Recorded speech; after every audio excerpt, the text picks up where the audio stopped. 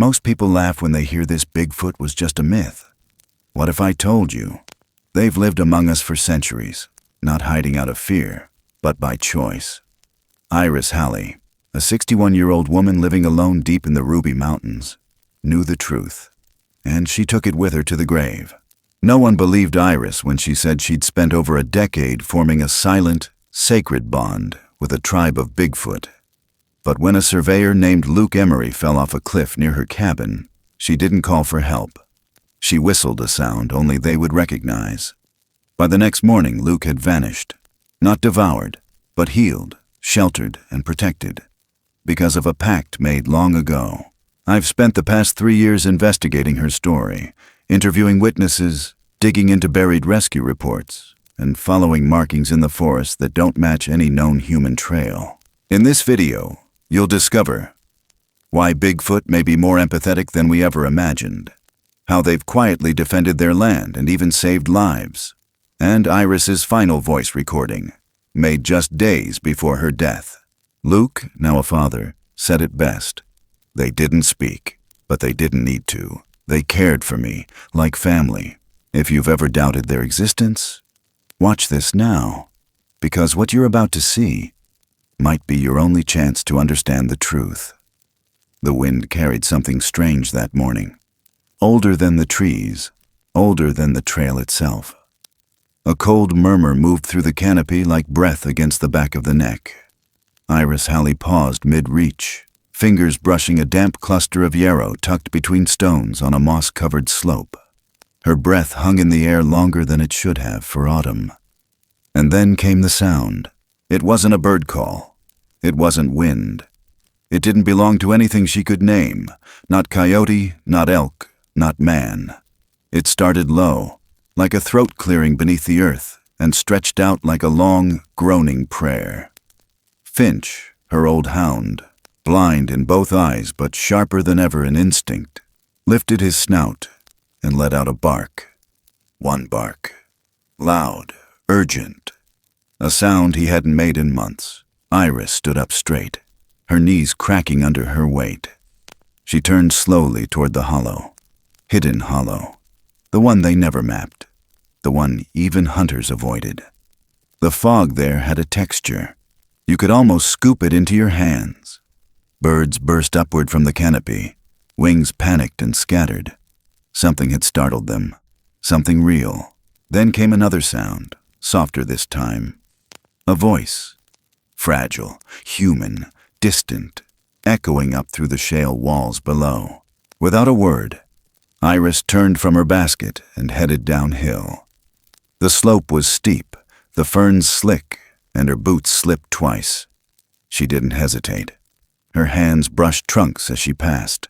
Pine, alder, ancient fir. She followed the old route, the one she'd marked years ago with strips of birch bark braided into the shape of fish. Most were gone now, eaten by rain and time, but she remembered the way. Her body remembered. The fog thickened as she reached the edge. The cliff curved inward like a cupped hand. Below, shrouded in mist, a shape sprawled across a rock outcrop.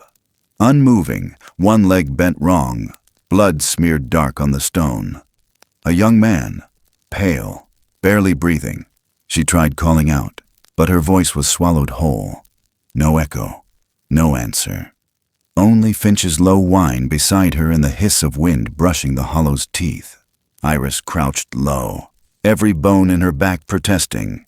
She tested the slope for footing, but the descent was near vertical. Moss peeled under her fingers. She could climb down, but she couldn't climb back up, not with another body in her arms. She didn't panic. She didn't shout for help. No one would come. The nearest ranger station had closed years ago, and the last hiker she saw was in July. She stood there, eyes locked on the boy below, and did something no living soul in Elko County had done for decades. She cupped her hands to her mouth and whistled. The sound cut through the mist like a blade, long and low, with a tremble in the middle. It wasn't just a signal. It was a message. Not words. Older than that. It came from the chest, not the throat. The tone dipped, rose, curled in on itself like smoke. Then she stopped. Silence returned, thick and immediate. Not even Finch made a sound. His ears had dropped, tail tucked, as he sat at the edge of the slope, head turned toward the trees behind them. Iris reached into her canvas satchel and pulled out the herb pouch she had gathered that morning. She tied it shut with a leather strip, placed it gently into the grass, and covered it with her old flannel scarf. Then she added one more thing: a silver coin, smooth from age, marked with a faded tree in the center. A symbol exchanged long ago. She looked one last time at the boy below. His chest still moved, faintly. That was enough. She turned back toward the trail, her steps slower now. Every leaf seemed to hold its breath as she passed. Even the fog had grown still. There was no sound behind her, but she didn't need one. She knew. She had lived through this before. They would come. By morning she returned. The cliff edge greeted her with dew and cold. She stood exactly where she had the day before, scanning the hollow below. The boy was gone. No sign of a struggle. No trail of blood. Just a faint imprint where his body had lain. Flattened grass, disturbed moss, a cracked stone with red dried into the crease. But then she saw it. Tracks. Only a few, but unmistakable. Too large for a man, too far apart for any bear. Each footprint sunk deep and precise, like columns pressed into earth. They moved westward in a line, clean, steady, deliberate. Something had carried him. Not dragged, not rushed, carried. She stood there a while longer, one hand on Finch's head. He trembled but made no sound. The forest around them was too quiet. No bird song, no breeze, just the distant creak of trees shifting their weight. Iris crouched, fingers brushing one of the tracks. Still damp. The edges held shape, pressed cleanly into pine needles and soil. She closed her eyes and smiled. She didn't need to see them. She didn't need proof. They had heard her call. After all these years, they had answered again. And this time, they hadn't come for her. They had come for him. The trail back was long and slow. Finch walked at her side, nose low, tail down. The fog began to lift as the sun burned through the upper branches. Somewhere far off, a single crow cried out, one long, echoing caw, as if announcing a shift in the world. At the cabin, Iris set the kettle on the stove, then moved to the old chest by the fire. She pulled out a bundle wrapped in deerskin and opened it slowly. Inside, nestled among dry leaves and faded drawings, lay a small wooden totem carved in the shape of a curled hand. Its fingers bent inward, as if holding something unseen. She hadn't touched it in years. She set it on the table facing the window. Out in the woods, something shifted. Not a sound, not a movement, but she felt it. Just as she had in 1972 when the snowstorm trapped her for 3 days, and something large had waited just outside her lean-to, never stepping into sight, only guarding the entrance with breath and presence. They had never touched her. They had never spoken. But she had known, and they had known her. Now the pattern began again. The boy's arrival, the call, the answer. Something old had turned its gaze back to this place, and Iris Halley, age 61, woman of secrets and scars, knew her role was not yet finished. She sat back in the rocking chair, kettle hissing behind her, and whispered something low. Not in English, not in any language she'd ever been taught. Just a hum, a rise and fall in her chest that felt like memory, like welcome. And out there, between the red pines and the split boulders, something listened, something waited. The forest was no longer sleeping, and neither was she. The footprints were still fresh when she found them, broad, deep, pressed so gently into the forest floor, it felt as if the earth had accepted the weight without resistance. Iris moved slow, each step placed with care, the hush of morning fog wrapping around her like a worn quilt. The trail led away from the hollow, veering west into the old growth, where trunks bent inward as if listening. She hadn't packed anything. No food, no tools. Just her satchel, the one that always hung near the stove, and the thin knife tucked beneath her sleeve. More habit than intention.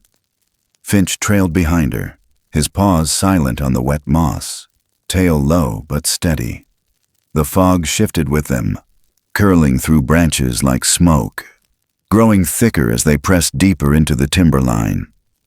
It was still early, sun barely breaking the sky, but the grove ahead carried a different light, dimmer, older, filtered through leaves that never seemed to change color.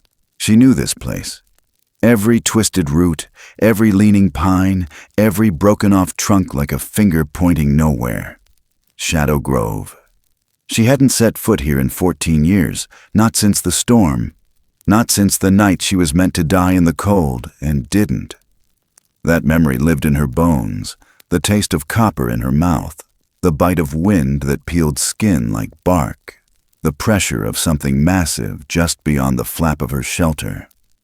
It hadn't touched her, just watched and stayed, all night, until dawn broke and her breath no longer came in gasps. She paused by the stone hollowed like a bowl and unwrapped a piece of faded cloth from her pocket. Inside, mint leaves, still damp, and a strip of deer hide stitched with the old knot. Not tribal, not decorative, just theirs. She placed them on the stone without ceremony. This wasn't offering. It was memory, laid down carefully, like setting the table for someone who might not come but should still be honored. Then she sat, waited. No sound, no birds, no breeze. Even Finch didn't pant. It took time. When the sun finally cut through the high branches, breaking in slivers across the forest floor, she saw them. Not all at once. First, a shape, then another. Moving not like animals. No rustling, no hurry, just arrival. From the mist stepped 3 figures, tall and slow and utterly silent. Not hidden, not afraid. The first carried something long and flat wrapped in leaves. Luke, still. His head rested back against a pillow of woven grass, arms at his sides. Breath shallow but steady. The one at the front, broad shoulders layered in damp fur the color of scorched bark. Walked with purpose, knees bent slightly, steps smooth. No dragging, no struggle. They placed him down on a bed of dry reeds, under a canopy of crooked limbs shaped like a cradle. Then they stepped back. Iris didn't speak, didn't move, just watched as the largest figure turned to face her. His fur shimmered with copper streaks where the light touched. One eye slightly paler than the other, face weathered, not with age, more with knowledge, and sadness. He stared at her for a long time, not to threaten, not to study, just to share a space. Finch whined, low in his throat, then settled beside her feet and went quiet again. Iris stood slowly, knees stiff, and placed her hand over her heart, then her forehead, then bowed, not deep, not submissive, but old. A gesture remembered from a winter long past. Across from her, the creature mirrored the movement. Head tilted, one broad hand brushing his chest, then brow. Recognition. No words passed. None needed. This was not the first time. This was not a stranger. The others remained in the background, 2 shapes with broader hips, fur slightly lighter, likely mates. They watched but did not approach. A smaller figure stood between them, nearly 7 feet tall, thinner, unsure of their weight. Adolescent, maybe. Iris blinked slowly. Could it be? She stepped forward just a little, breath held, eyes drawn to the fire-scorched maple branch lying near the boy's bed. It had a split halfway down its shaft, right where her hand had broken that same branch years ago when her leg failed her on a slope not far from here. She remembered that pain, the screaming cold, the sudden blackness of her mind as she fell, and then waking not in her own cabin, but against the shoulder of something massive. No fire, no tent, just warmth. That night returned to her now, not as a flashback, but as a weight. The scent of wet fur, the quiet shuffle of feet in leaves, the way her pain ebbed without medicine, without hands, just nearness. And now, standing before her, the young one held that same branch. Kept it. The older figure looked down at Luke, then back to her. His brow furrowed, not in anger but in thought. He reached behind, grasped a pouch made of bark and sinew, and placed it near Luke's side. A water skin followed, knotted in the shape of a spiral. Then he stepped away. Iris lowered herself to the forest floor, knees cracking, hands shaking now for the first time. Not from fear, from awe. The weight of history pressed down on her, quiet and full. The tribe had no names, not in the way humans understand them. But in her mind, she'd given each one something, labels made of memory. The elder, with silver along his shoulders and a slower gait, had once shielded her from sleet. She called him Zarn. The tall pair, always moving in unison, she had named Ro and Ima. The adolescent, Soln. The name came to her the first time she saw him press a dried fern into the snow, tracing its pattern like it meant something. Now Soln was almost grown. And there, in the crook of a low-hanging vine hammock, a newborn nestled against moss. A new one. A future. The forest had become a place of ceremony, and she had returned not as a visitor, but as someone reclaimed. That night, as dusk bled through the trees, Luke stirred. His eyes fluttered. He blinked up at the canopy, confusion knotting his face. Then panic. He sat up too fast, groaned, grabbed his side. Iris was there, hand already on his arm, voice calm but firm. She said only one word. "Easy." Luke's eyes darted around. He spotted shadows moving beyond the edge of his vision. "They," he whispered. "What are they? What's happening?" "They're not what you think," she said. "They're not here to harm you." He trembled, sweat blooming on his forehead. "I should be dead." "You almost were." He looked at her, desperate. "Then who saved me?" She held his gaze a moment longer, then turned toward the tree line, where the shapes lingered. They did. Luke went silent. Outside, something cracked, a branch under deliberate weight. Then another. The tribe didn't vanish into the woods. They didn't hide. They stood there watching. The old one raised one hand, 3 fingers splayed, then lowered it slowly. A farewell, a promise. Then they moved again, into mist, into memory. Luke turned back to Iris, voice shaking. "What are they?" She didn't answer with a name. She said, "Keep still, rest, you'll understand in time." But even as she spoke, she knew this wasn't the end of anything. It was the beginning again. A circle uncoiling, winding through years and echoes. And somewhere deep inside, the forest began to hum. The night settled like ash over the grove, and the air hung thick with the scent of wet bark and fading smoke. Luke was sleeping again, his breaths steadier now, chest rising and falling under the worn blanket Iris had laid across him earlier. But her eyes weren't on him anymore. They were watching the trees, not just watching, listening too. The forest was alive in ways most folks had forgotten how to hear. Not with birdsong or wind, but with something older, deeper. A presence that moved without motion, breathed without sound, and left behind only the feeling that you weren't ever really alone out here. She'd known they were still near, even after they stepped back into the mist that morning, even after hours passed with no sign, no shadow. She knew because she could feel them the way a body senses when a storm's about to break.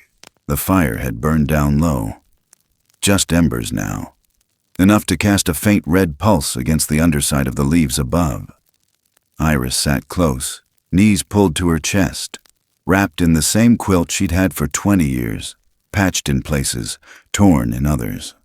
Finch snored beside her, twitching in his sleep, paws running across dreams she couldn't see. She looked up, eyes tracing the gaps between limbs, and there they were. Not all at once, not even fully, but present. Between trunks, beyond reach, but unmistakably there. yellow eyes, steady and calm. No blink, no movement, just watching. Not to frighten, not to challenge, just watching. One by one, they stepped forward. First Zarn, leaning heavier now than he had years before, silver running thick down his back like old scars. Then Ro and Ima, moving like mirror images, their eyes scanning the perimeter before turning inward. Then Soln, no longer a child, not yet an adult.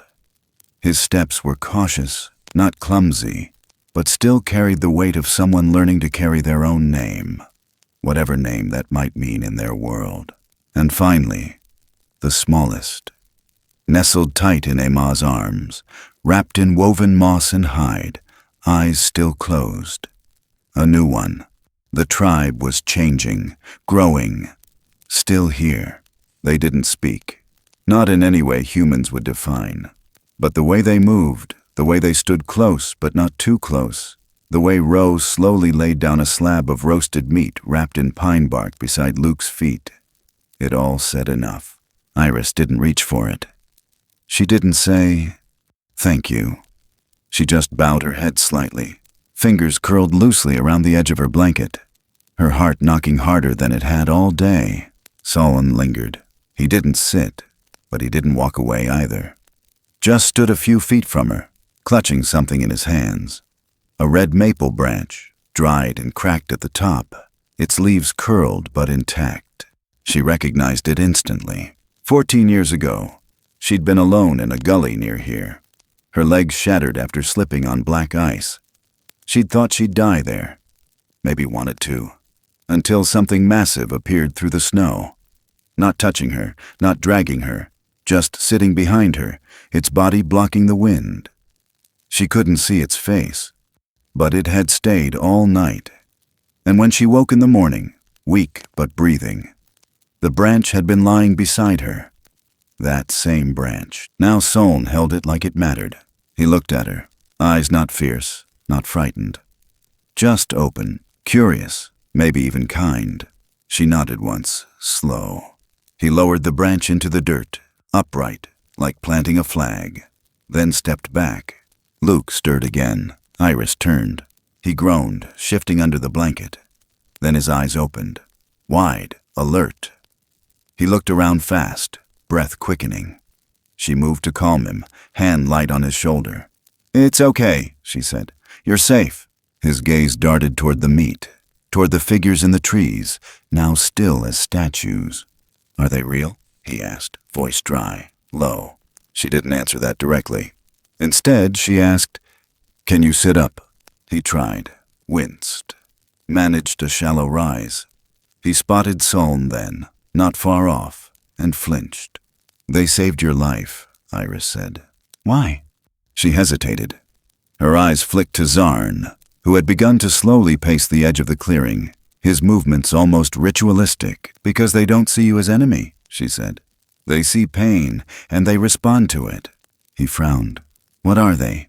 She looked at him a long time, then answered, "They're not myths. They're not monsters. They're the ones who never asked to be known." Solon had stepped closer to the fire now. He crouched, not on his heels, but in that careful, balanced way they all did, like a dancer perched on the edge of flight. Luke stared, couldn't look away. The branch still stood beside them, its shadow stretching like a hand across the dirt. And for the first time, Soln reached toward it.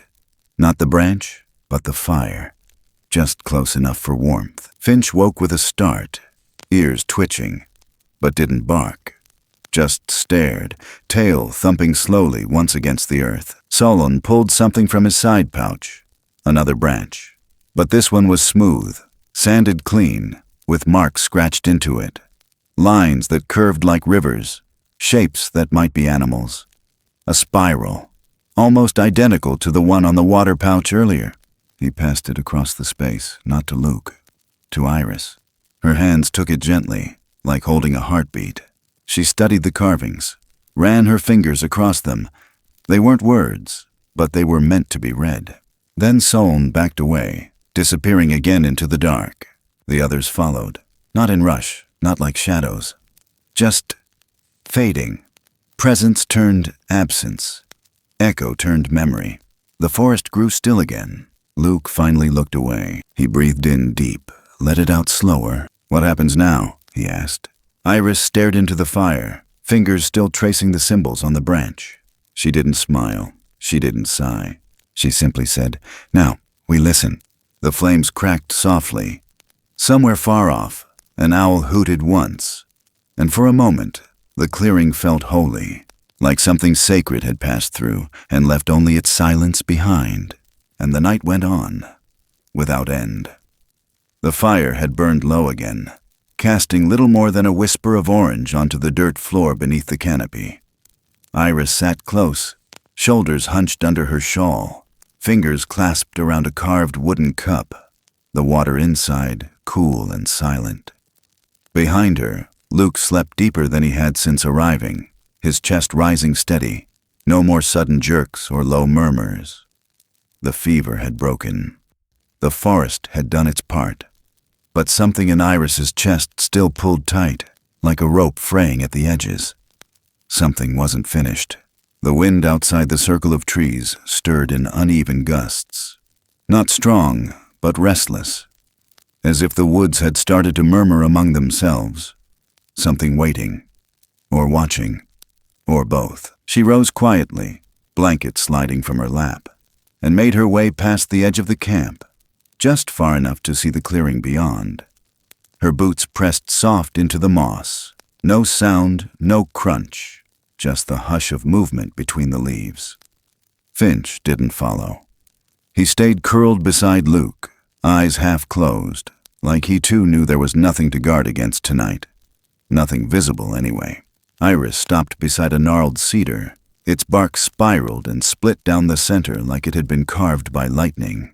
She crouched, dug into her satchel, pulled out a dry branch of red maple, broken from the same grove where Soln had stood the night before. She held it in her lap, then reached into her pocket and lit a match. Not a sound, just the crackle of flame kissing dry wood. The branch lit slow, reluctant, curling with smoke as it burned. She held it upright in the dirt, letting the flames climb only halfway before snuffing them out with a breath. The smoke lifted in a soft spiral, thin at the base, thickening toward the sky, twisting like a signal no one but the forest could read. She didn't move for a while, just watched the smoke, waited. The first shape appeared at the tree line minutes later. Ro, then Emma, then Zarn, slower now, dragging one leg behind him like a man who had marched too far. Solon came last, his eyes not on her this time, but on Luke. They didn't speak. They never did. But the way they gathered meant something. It always had.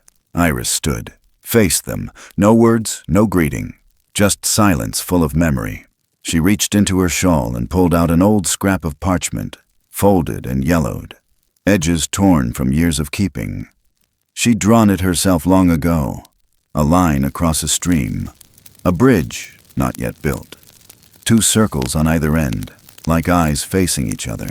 She unfolded it with care, stepped forward, held it out. Ro took it. He stared at it a moment, brow heavy, then turned to Zarn, who nodded once, barely. Then Ro stepped forward, pulled a length of birch bark from the satchel across his chest, and placed it in Iris's hand. It was thick, stiff, ridged with carving she couldn't immediately decipher. Shapes, curves. Then a mark she did recognize, a thin arch, mirrored beneath, like 2 hills facing each other. A bridge. Their symbol, not hers. He placed it gently in her palm, then closed her fingers over it with his own. Rough hands, quiet warmth, a pact. She looked up, into his eyes. No need for questions, no room for hesitation.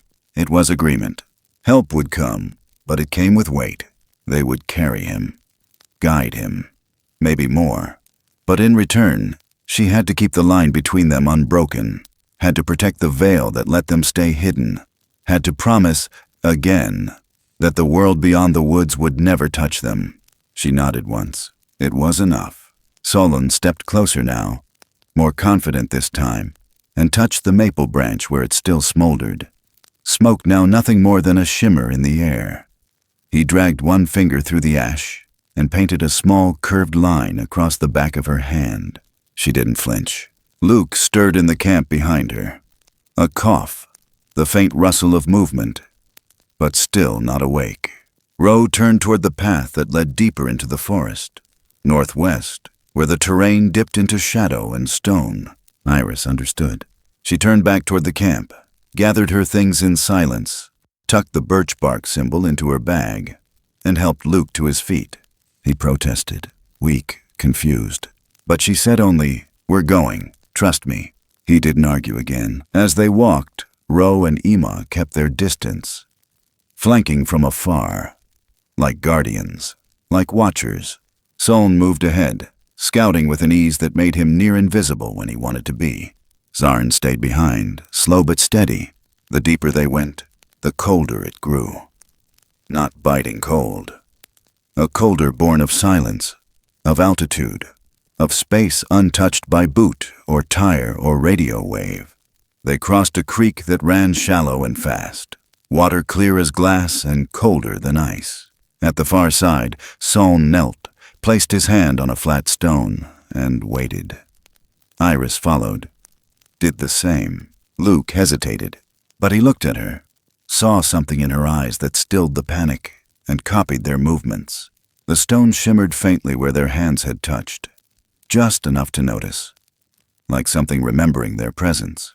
Then the earth gave way, not a collapse, an opening, a shift in pressure, the scent of dust and roots. The ground softened, and they descended, not down a cliff, not through a tunnel, but into a passage grown by time and secrecy. Roots formed archways.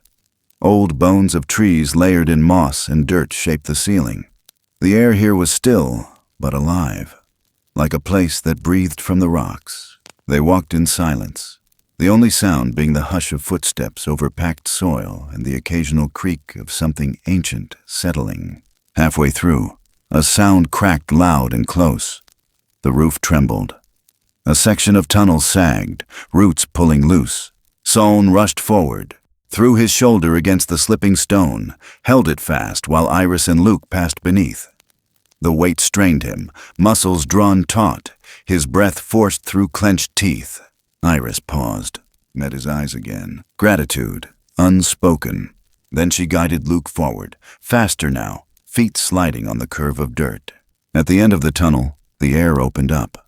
They emerged into morning light, pale and sharp, like waking from a long dream. Behind them, Soln stepped through last, shoulders dusted with earth, eyes steady. Zarn didn't follow.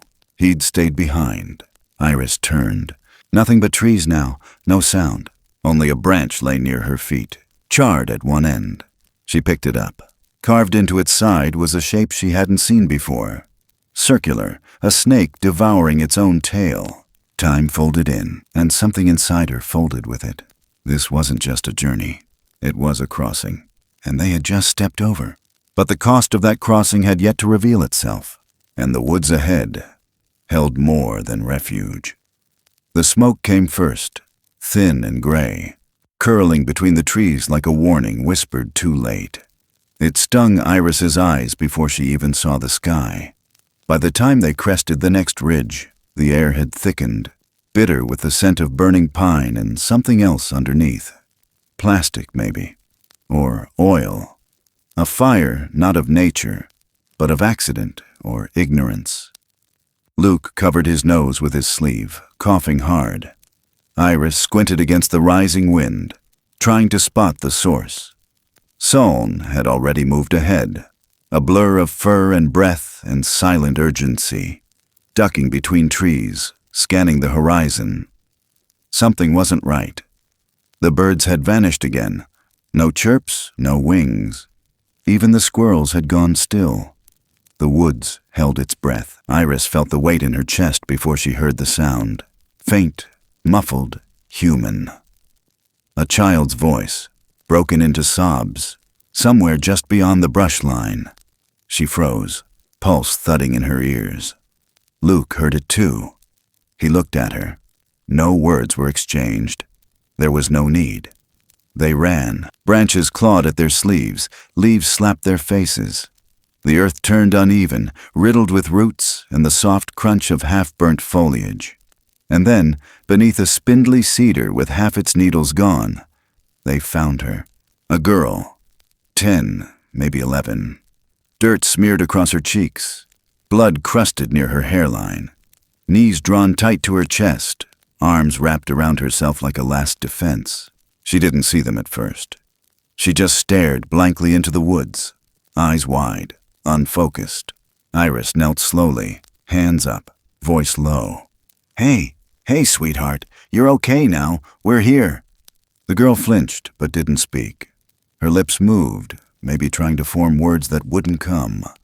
Luke crouched beside her, offered a canteen. She didn't take it.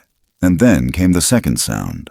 A growl, low, deep, not close, but not far enough. Iris turned, already scanning the trees. Movement to the left, then to the right. Yellow glints in the underbrush, flickering between the trunks, paws brushing against leaves. A snarl, louder this time. Wolves. Too many, the girl whimpered. That's when Iris saw the blood soaking the back of her shirt. A head wound, maybe worse. She couldn't run. Luke stood, pulling the girl gently into his arms. We've got to go, he said, voice thin. More growls, a shuffle of feet, a snap of wood. One by one, the wolves emerged. Not lunging, not charging, just circling, testing. 7, maybe 8. Eyes locked, muscles coiled. The lead wolf was massive, gray with streaks of black, ears perked forward, tail rigid like a drawn wire. Iris stepped in front of Luke and the girl. Her legs trembled, but she didn't move. Then Soln stepped into the clearing. No sound announced him. He didn't roar. He didn't rush. He just appeared, tall, still, towering between them and the wolves. He didn't bare his teeth, didn't raise his arms. He just stood, feet planted, arms slowly spreading as if to say, "That's enough." The lead wolf halted, a standoff. The girl looked up, saw Soln, and her breath caught. She didn't scream, she didn't cry. She just stared, frozen, eyes wide and wet. Soln didn't blink, didn't budge. He met the wolf's gaze and held it, unwavering. The silence stretched so long it felt like time had folded. Then the wolf lowered its head, not in submission, not in defeat, in recognition. It turned, stepped back into the trees. The others followed, one by one. Gone. Iris didn't exhale until the last shadow vanished. Soln stood a moment longer, then slowly lowered his arms and turned. His eyes met the girl's. She reached out. Not a scream, not a flinch, a hand, small, unsteady. He didn't take it. He just nodded, once. She closed her eyes and passed out in Luke's arms. The clearing fell still again. The smoke had thinned, but the weight of what had just happened clung to the branches like dew. Iris moved toward them. Her hands brushed the girl's hair back, felt her forehead. Feverish. Her pulse skipped. "She's burning up," she said. Luke nodded, arms tightening around the girl. "We've got to get her somewhere safe." Solon motioned forward. Not urgently, just precise. This way. They followed. The trail wound narrow and tight through trees that grew closer together, vines thick and low. The light dimmed again, dusk creeping in earlier beneath the thick cover. The girl whimpered now and then. Delirious. Iris heard her murmur something about her sister, or maybe her mother. It was hard to tell. Luke stumbled once, knees almost buckling. Iris steadied him. Solon paused, then pressed ahead again. Eventually they reached a small glade, sheltered, ringed by boulders and high ferns. A place that felt untouched. Sacred even. Ama and Ro waited there, without a word. Ro took a length of bark cloth and spread it across a bed of moss. Luke laid the girl down gently, brushing the hair from her face. Emma placed something beside her mouth, a leaf folded into a cup, dripping with a thick amber liquid. The girl sipped, barely, but enough. Solon crouched beside her, watching. His hand hovered just above her chest, not touching, but present. Then he sat back, legs crossed, arms folded, watching her breathe. Luke backed away slowly, collapsing against a tree. Iris joined him, knees aching, breath catching in her throat. No one spoke. The night settled heavy around them, but for the first time, there was no fear in it. Just stillness, and that ancient, unspeakable bond between the lost and those who find them. And somewhere beyond the glade, something deeper in the woods exhaled, long and low, as if the forest itself had been holding its breath too. Smoke hung in the air like the ghost of something long dead. The trees breathed with it. Every trunk, every branch, every swaying fern seemed to lean into the ash-thick wind that blew across the valley, whispering warnings in tongues too old for words. Iris felt the weight of it in her lungs. Not heavy, but slow, like time itself was turning back. They had left the glade before sunrise. Emily's fever had worsened in the night, her cheeks flushed, her forehead damp and twitching with heat. She mumbled in her sleep, words jumbled together like pieces of two dreams breaking apart. Luke had carried her on his back, arms locked around her legs, never complaining, though his knees shook with every step. Iris led them, guided not by trail markers, but by memory and instinct. The forest was different now, not just darker, but deeper. The light didn't filter the same. The spaces between trees seemed tighter, as if the forest had closed its ribs around them, not to trap, but to shield. Solon walked ahead, pausing every few steps to check the path, his shoulders stiff, breath steady. The others had split off, Ro and Emma taking a high path, vanishing behind a wall of mist that shimmered like it held weight. Only Solon remained. The boy wasn't a boy anymore. There was something in his posture that had changed, less uncertain, more watchful. He didn't look back, but Iris knew he felt every step they took. The sound of water came before they saw it. Rushing, wild, hungry. A mountain stream swollen by autumn rains, churning over slick rocks and deadfall, slicing the woods in two like a living scar. On the far side, smoke curled up through the trees, thicker now, darker. Iris smelled the pine pitch and something bitter beneath it. Her stomach turned. There was no bridge, no stones to hop, only the current, furious, foaming, and fire behind them. Iris crouched beside Emily, pressed a hand to her damp skin. The child was burning up. They didn't have hours, maybe not even one. Luke stood beside her, shoulders hunched, his breath ragged. "We can't cross that," he said. "We have to," Iris answered. He stared at the stream. "Not without losing her." Solon turned, said nothing, but stepped forward. He looked at Iris, then pointed to the ridge wall, barely visible through the steam. A split in the rock. A hollow, hidden unless you already knew. Solon moved toward it without waiting. Iris followed. The entrance was narrow, formed of roots and earth and stone so tightly packed it looked unnatural, like a wound sealed over time. Solon ducked inside first. Iris motioned for Luke to follow. He hesitated, clutching Emily tighter. "Trust him," she said. He nodded, teeth clenched, and stepped inside. The passage was tight, forcing them to stoop, the walls slick with moisture, the air close and still. The girl whimpered in her sleep, her fingers twitching like they were searching for something lost in the dark. They moved single file, feet echoing on the damp floor. The tunnel twisted, veered, narrowed again.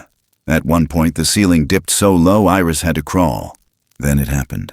A deep groan, not human, not even animal. The sound of the earth shifting. Dust rained down from the ceiling. A crack split the floor beneath Solon's feet. The wall buckled, roots snapped. A slab of stone, long and jagged, began to drop from the ceiling. Solon turned and threw his shoulder beneath it.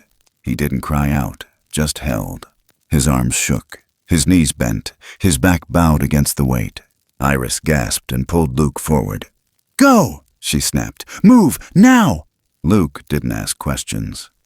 He squeezed past Solon, hunched over Emily like a shield. Iris crawled behind, shoulder brushing bark, fingers clawing at the dirt. They slipped through just as the rock groaned again. And then Soln, breath strained, eyes locked with Iris for the briefest moment, pushed forward and slid through after them. The stone collapsed behind him with a sound like thunder. Silence followed.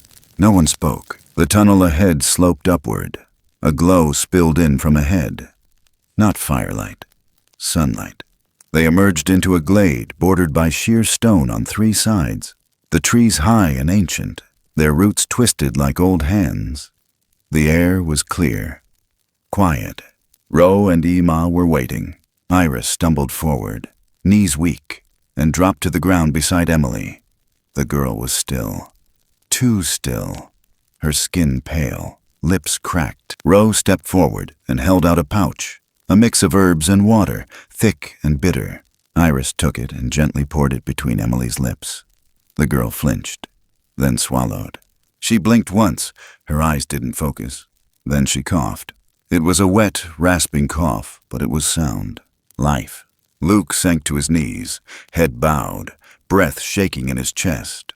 Iris reached for the charred stick she had tucked in her belt, the one Zarn had given her. The snake carved into the side. A circle. No beginning. No end. She held it to the light, and something in the symbol pulsed. Not magic, not myth. Meaning. A promise kept. But even now, the air behind them hadn't stopped trembling. The smoke from beyond the stream still rose, thick and black. They weren't out yet. Not truly. And the path forward had yet to be shown. It was the stillness that came first. Not silence, but stillness.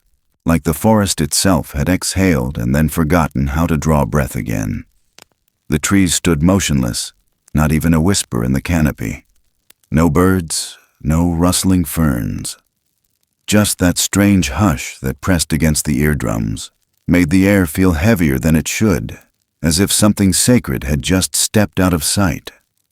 Iris stood at the edge of the glade with her hands resting against her sides, her eyes sweeping the shadows where the light no longer reached.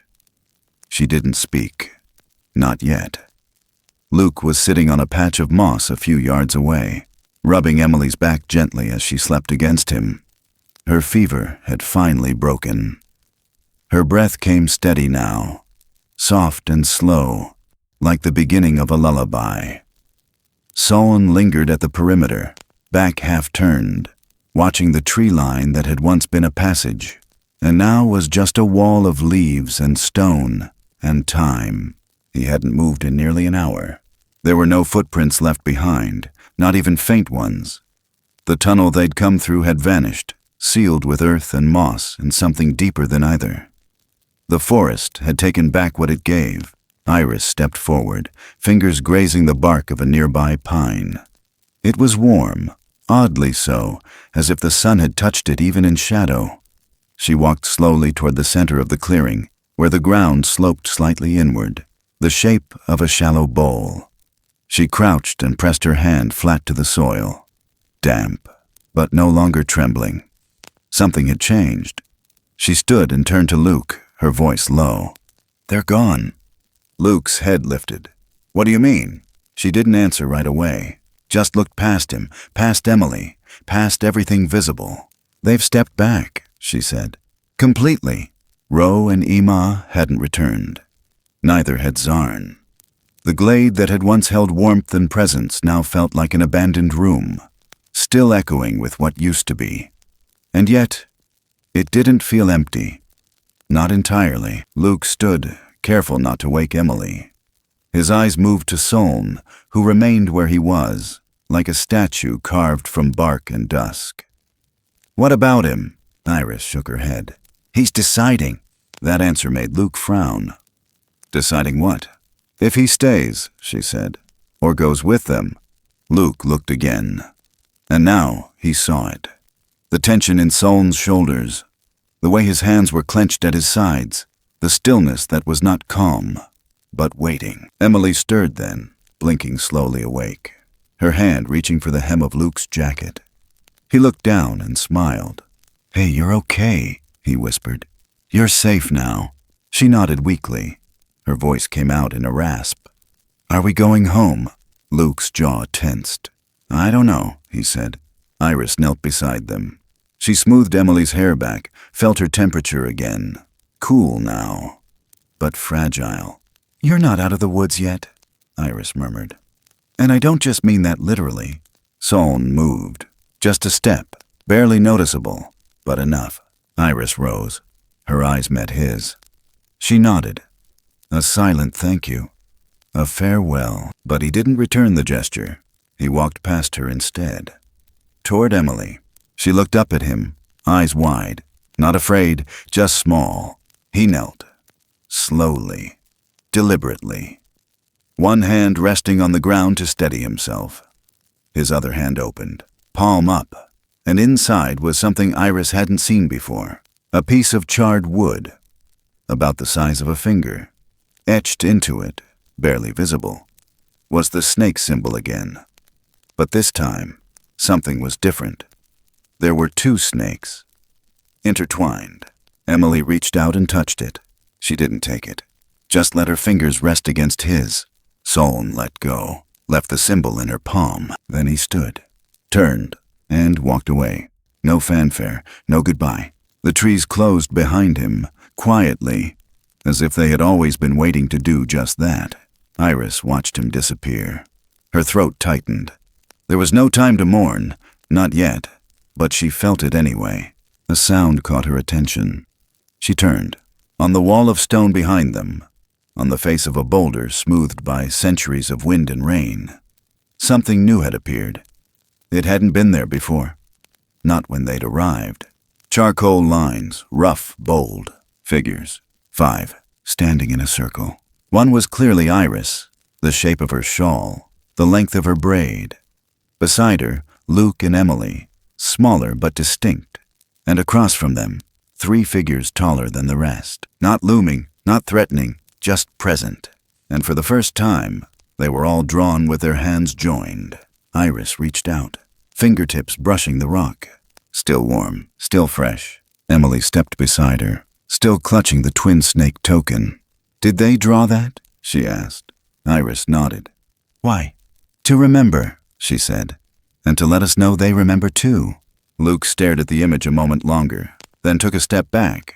"We have to move," he said, "before dark." Iris hesitated, one last glance at the stone. Then she turned. They walked slow, quiet, not because they were afraid, because it felt like leaving something behind that would never fully be theirs again.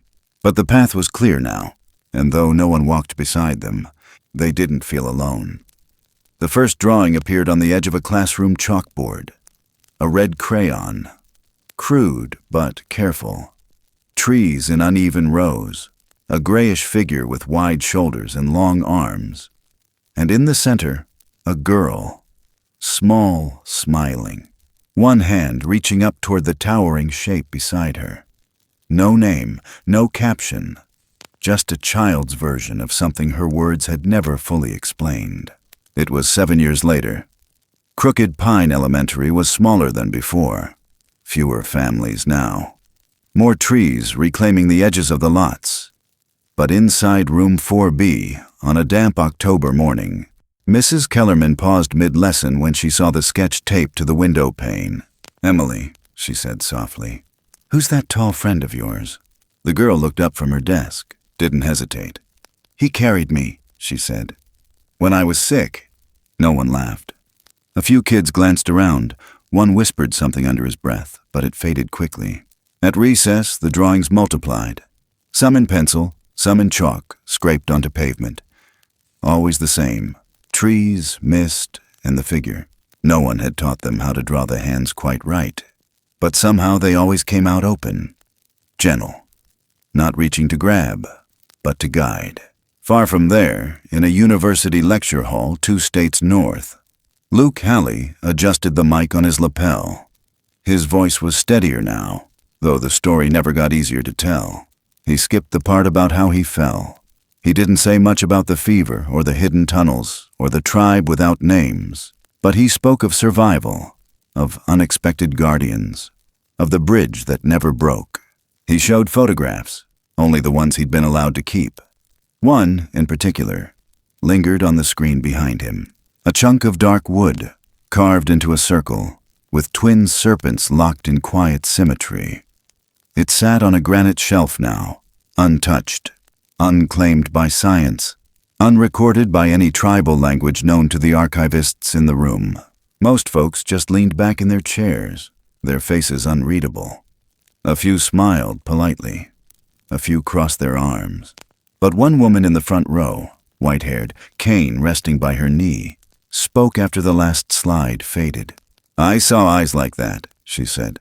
"Once, in Vietnam." No one interrupted her. Luke thanked the audience.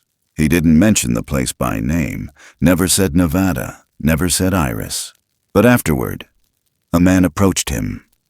Park ranger's badge tucked in his shirt pocket.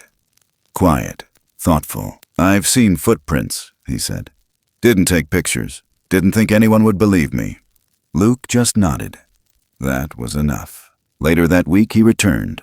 It took him all day to hike in. The path had changed, like it always did. But the slope still leaned west at the same spot, and the birch tree halfway up the ridge still had that old lightning scar, twisting through the bark like a silver vein. He carried a small bundle of flowers, wild columbine, her favorite. The stone marked her resting place with nothing but the initials IH etched by hand. No dates, no epigraph. Just the shape of a bridge carved underneath, faint now but still visible. Luke sat beside the stone until the wind turned colder. He didn't talk aloud, didn't cry. He just listened. And when he rose to leave, he paused to brush away a few leaves that had collected near the base of the rock. That's when he saw it. New, fresh, a small engraving. Just a few lines, a circle. Two hands meeting at the center, and beneath them, a single line of words. Not in English. But when he ran his fingers across the groove, he understood it anyway. We were never strangers. We were simply waiting for each other. He stood a while longer, watching the tree line, knowing no one would come. Not in the way they used to, but the air felt warmer there. Just for a second. Then he turned and walked home. Sometimes the most powerful connections in this world are the ones that never needed words. They grow in silence. Between glances, between gestures, in the space where fear softens into understanding. And while the world teaches us to look for proof, to name things, to place them in boxes we can study and label, there are some truths that can only be felt in the quiet of the woods, in the eyes of something we once feared, in the act of helping without expecting anything in return. This story was never about monsters or myths. It was about the invisible bridges that exist between beings, across language, across time, across species. It was about trust that had to be earned, not explained. About compassion that rose in moments when no one was watching. About the quiet courage it takes to protect something no one else believes in. Some places remain untouched not because they're forgotten, but because they're sacred. And sometimes, what we call wild isn't wild at all. Just patient. Just waiting for the right kind of person to look past the noise, past the fear, and see what's been there all along. In a world that moves fast and forgets easily, stories like these remind us to slow down, to listen, to believe. Not in fairy tales, but in kindness, in presence, in the strange, quiet ways we can belong to each other without ever needing to say so out loud. If this story stayed with you, even just a little, we'd love to hear your thoughts. Share what moved you in the comments. And if you want to walk with us again through these forests of mystery, memory, and meaning, don't forget to like, subscribe, and turn on notifications. There's more waiting in the silence. And some things are only found when you're willing to listen.